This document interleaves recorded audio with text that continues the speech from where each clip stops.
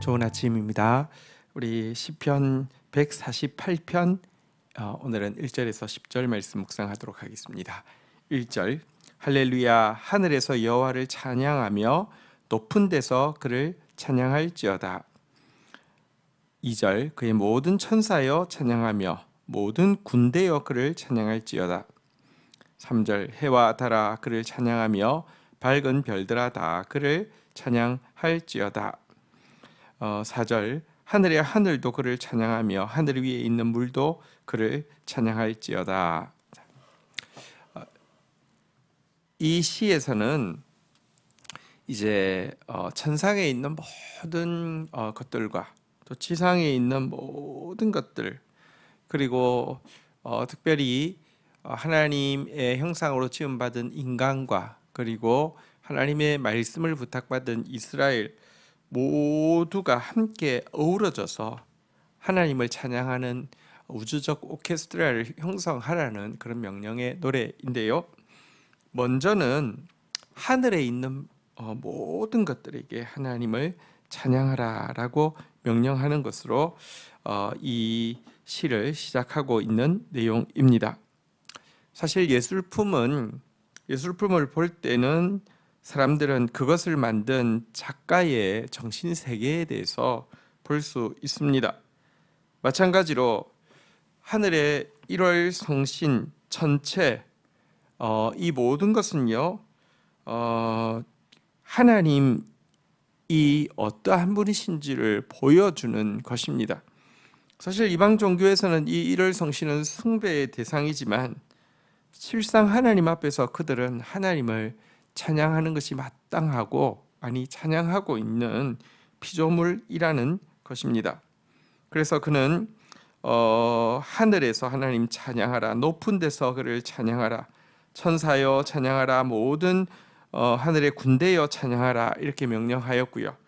해와 달, 별들, 하늘의 하늘 위에 있는 물, 궁창을 이야기하죠. 이 모든 것들로 하여금 하나님을 찬양하라 이렇게 명령을 하고 있는 것입니다.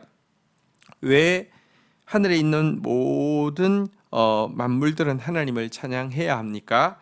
그 이유를 5절은 보여주고 있습니다. 그것들이 여호와의 이름을 찬양함은 그가 명령하심으로 지음을 받았음이로다. 6절 그가 또 그것들을 영원히 세우시고 패하지 못할 명령을 정하셨도다. 하늘의 1월 성신들, 하늘과 하늘 위에 하늘, 이 모든 것들이 하나님을 찬양해야 될 이유는 명확합니다. 그 이유는 하나님께서 그들을 지으셨기 때문입니다. 또 한 가지 그들이 하나님 찬양해야만 하는 이유가 있습니다. 지금도 하나님께서 그것들을 세우실 뿐만 아니라 패하지 못할 명령으로 그것들을 붙들고 계시기 때문에 그렇습니다. 여러분 사실 이 천체가 지금도 유지되어지는 것, 자전하고 공전하고 물건끼리 만유인력의 법칙이 있고 이런 모든 법칙들 하나님이 세워둔 것이고 하나님이 세워둔 법칙 때문에 이 거대한 우주가 존재할 수도 있었고 유지될 수도 있었기 때문에 이것들은 다 하나님을 찬양해야 하고요. 하나님을 찬양하고 있습니다. 사실 우리 눈에 보이지 않고 우리 귀에 들리지 않지만 하나님을 찬양하는 소리는 온 땅에 통하고 있고 하나님을 찬양하는 명령은 세계 끝까지 미치고 있다라고 시인은 다른 시에서 노래하고 있습니다. 하나님 찬양하는 것 같지 않은데요? 아니요, 그렇지 않습니다.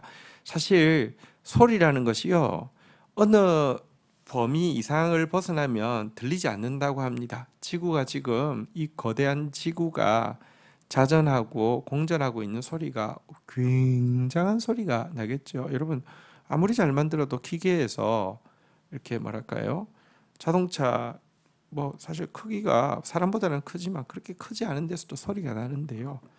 이 온 인류가 타고 있는 이 지구가 자전하고 공전하는데 어떻게 소리가 안 날 수 있겠습니까? 근데 그 소리가 너무 크기 때문에 인간의 귀에는요 아예 안 들리는 것입니다. 어떤 범위를 벗어나면 소리가 아예 안 들리는 것입니다.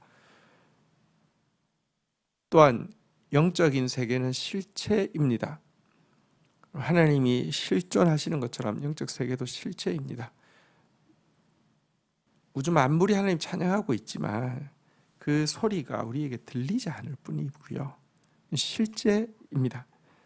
그리고 우주 만물을 향해서 하나님을 찬양하라고 하는 명령이 지금도 하달되어지고 있고요. 이것도 실제입니다.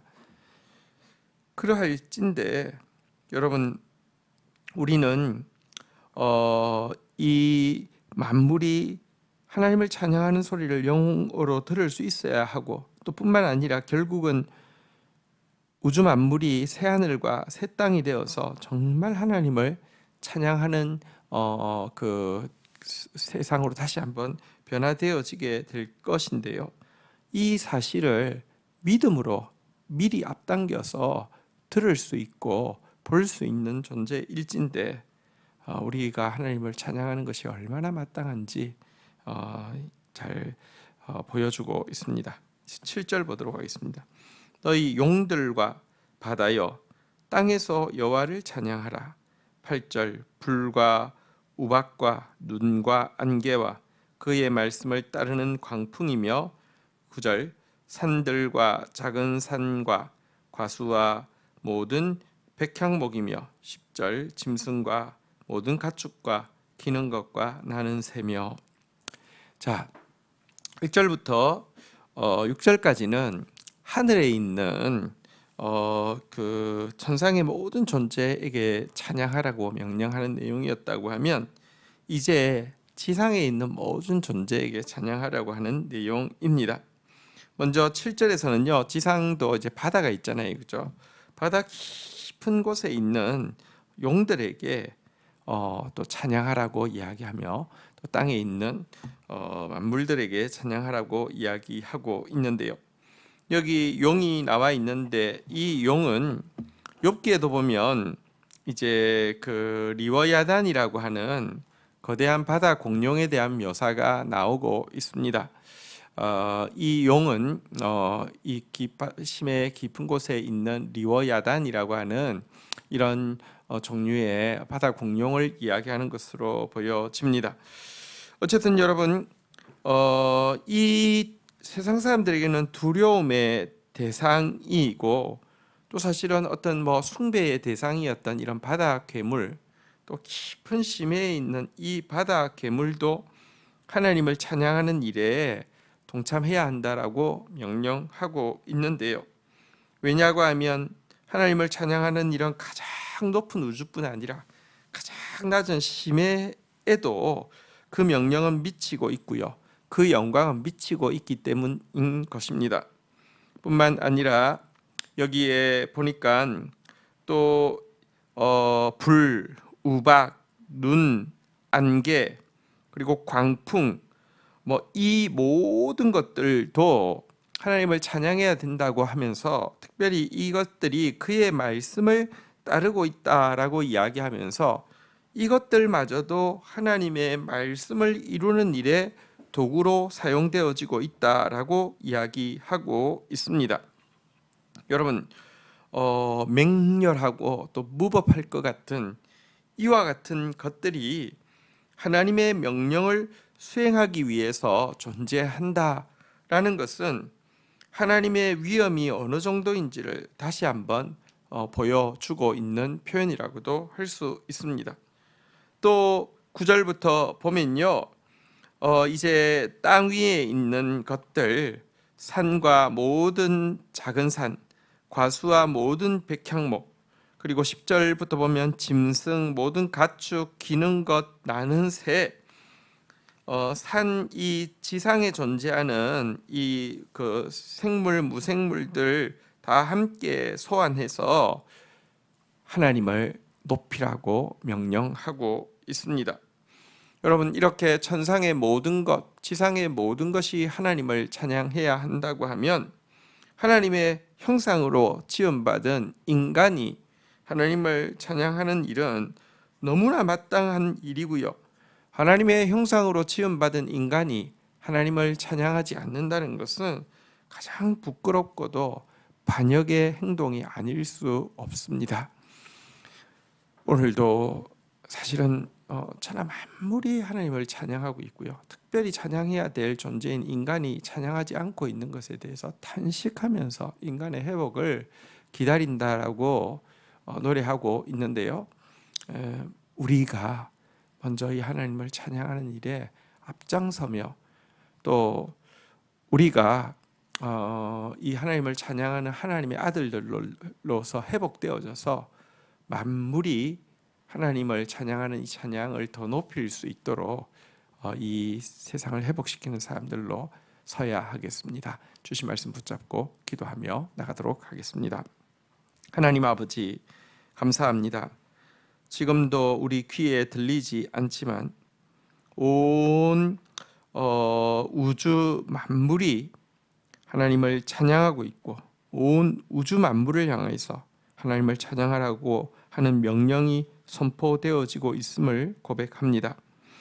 하나님, 우주의 창조주이시고 보존자이시며 또 한순간의 우주를 소멸시키실 수 있는 전능자이신 하나님, 또 새 하늘과 새 땅을 완성하실 하나님, 우주보다 더 높게 하나님을 찬양하는 자 되어지게 하여 주시옵소서. 바다 가장 깊은 곳에 사는 바다 공룡도 하나님 찬양해야 하며 지상에서 맹렬한 폭풍우도 하나님의 말씀을 이루는 도구이며 지상 위에 있는 작은 피조물 하나까지 하나님을 찬양하는 존재라고 한다고 하면 하나님의 형상으로 지음받은 우리가, 하나님의 아들과 딸들인 우리가 하나님 찬양하지 않는 것이 얼마나 부끄럽고 패역한 일입니까? 하나님, 오늘 우리부터 하나님 찬양하는 일에 앞장서며 우리의 찬양을 통하여서 모든 피조물들이 기대하고 있는 만물의 회복을 앞당기고 시작하는 하루가 되어질 수 있도록 인도하여 주옵소서. 예수님의 이름으로 기도 올립니다. 아멘.